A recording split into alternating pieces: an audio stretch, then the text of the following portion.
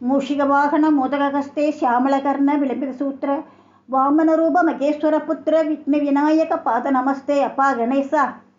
ಹರ ಹರ ಶಂಕರ ಜಯ ಜಯ ಶಂಕರ, ಹರ ಹರ ಶಂಕರ ಜಯ ಜಯ ಶಂಕರ, ಹರ ಹರ ಶಂಕರ ಜಯ ಜಯ ಶಂಕರ. ಕಾಂಚಿ ವಾಸಾಯ ವಿದ್ಮಹೇ ಶಾಂತಸ್ವರೂಪಾಯ ಧೀಮಹಿ ತನ್ನೋ ಚಂದ್ರಶೇಖರೇಂದ್ರ ಪ್ರಚೋದಯಾತ್. ಸದಾಶಿವ ಸಮಾರಂಭಾಂ ಶಂಕರಾಚಾರ್ಯ ಮಧ್ಯಮಾಂ அஸ்மத் ஆச்சாரிய பரியந்தம் வந்தே குரு பரம்பராம். நடமாடும் தெய்வம் அவர் இருந்த போதும் சரி, இந்த நிமிஷம் வரைக்கும் அவர் நிகழ்த்தி காட்டி கொண்டிருக்கிற அனுபவங்களை பார்த்துட்டு இருக்கோம். அந்த வரிசையில் இன்னைக்கு ஸ்ரீராமர், ஸ்ரீ கிருஷ்ணர் போன்ற அவதார புருஷெல்லாம் இன்னைக்கு நம்மளோட இல்லை.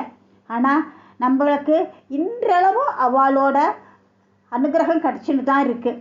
அதே மாதிரி மகாபெரிவாளின் திருமேனி இன்னைக்கு நம்மளால் ஊனக்கனால் இப்போ தரிசிக்க முடியல.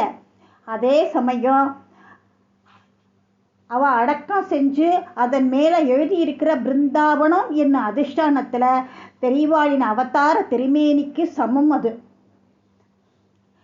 அவரை நேரில் நாம் என்ன வழியில் பக்தி செஞ்சோமோ அதே வழியில் அதிஷ்டான சன்னதியில் நம்ம பக்தி செஞ்சு வழிபடலாம். ஞானிகள்லாம் சமாதியில் அருவமாக இன்னமும் பேசிட்டு நடமாடிட்டு தான் இருக்கா. ஸ்ரீ மகாபெரிவாளின் அதே அதிஷ்டானத்தில் இன்னி அளவும் நிகழும் அதிசயங்கள் பல பல. அதில் ஒன்றும் சென்னையில் மேற்கு மாம்பலம் அங்கே இருக்கார் திரு ராமமூர்த்திங்கிறவர். அவர் ஒரு ஃபோட்டோகிராஃபர்.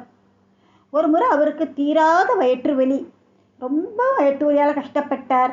நிறைய டாக்டரெல்லாம் போய் பார்த்தார். அவரோட வலி குறையவே இல்லை. என்ன பண்ணுறதுன்னு அவருக்கு புரியல.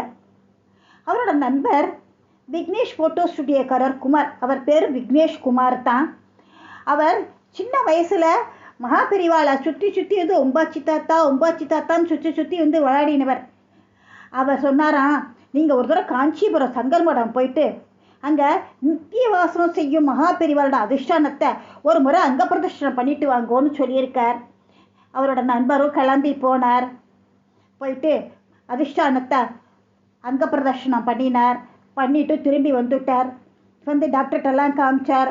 உங்களுக்கு வயிற்றில் எந்த விதமான குறையும் இல்லை அப்படின்னு சொல்லிட்டா. அதே சமயம் எந்த ஒரு வலியும் இல்லை.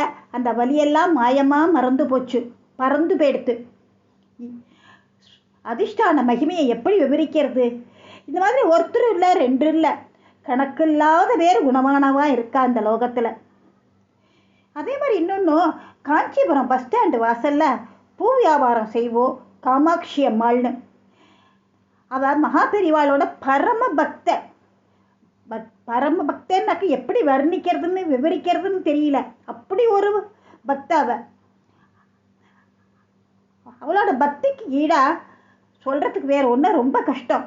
பெரியவாளாவை எப்படி கூப்பிடுவோம்? அப்பான்னு தான் கூப்பிடுவோம், அன்பா. தினந்தோறும் கூட நிறையா பூ கொண்டு வந்து பெரியவாள்கிட்ட அர்ப்பணம் பண்ணுவோம். ரொம்ப சந்தோஷமாக அந்த பூக்கூடையை கொடுப்போம். நடமாடும் தெய்வம் அந்த கூடையை காலியாக திருப்பி அனுப்பாது. அதில் நிறையா பழங்களெல்லாம் ருப்பி தான் திருப்பி அவளுக்கு கொடுப்போம் பெரியவா இருக்கிற வரைக்கும். இந்த திருப்பணி பெரியவா சித்தியான அப்புறமா அது தொடர்ந்து நடந்துகிட்டே இருந்தது. அன்றைக்கி ஒரு நாளைக்கு நான் இருக்கேன்னு அவளுக்கு காட்டுறதுக்காகவோ என்னமோ தெரியல, எப்போதும் போல் அதிஷ்டானத்தில் தன்னோட கூடையை அர்ப்பணம் செஞ்சா காமாட்சி. பூஜை செஞ்ச அன்பர் பூக்களெல்லாம் மகானின் சமாதியில் சாத்திட்டு காளி கூடையை திருப்பி கொடுத்துட்டாரு மறந்து போய். அப்போ காமாட்சி, அப்பா நீ இருந்தால் இப்படி பூக்கூடையை வெறும் கூடையை திருப்பி தருவியா அப்படின்னு சொன்னது தான் தாம்சம். உடனே கிடைச்சது பதில் அவளுக்கு. என்ன அதிசயம்னு கேட்குறீங்களா? அதிஷ்டான துளசி மாடத்துலேருந்து இருந்த செம்பருத்தி பூ ஒன்று பறந்து வந்து பூக்கார காமாட்சி கூடையில் விழுந்தது. இப்படி கேட்டவுடன் கொடுக்கறது யாரு?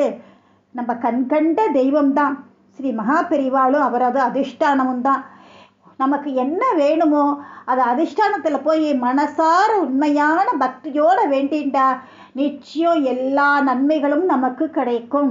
நன்றி, வணக்கம். ஹரஹர சங்கர.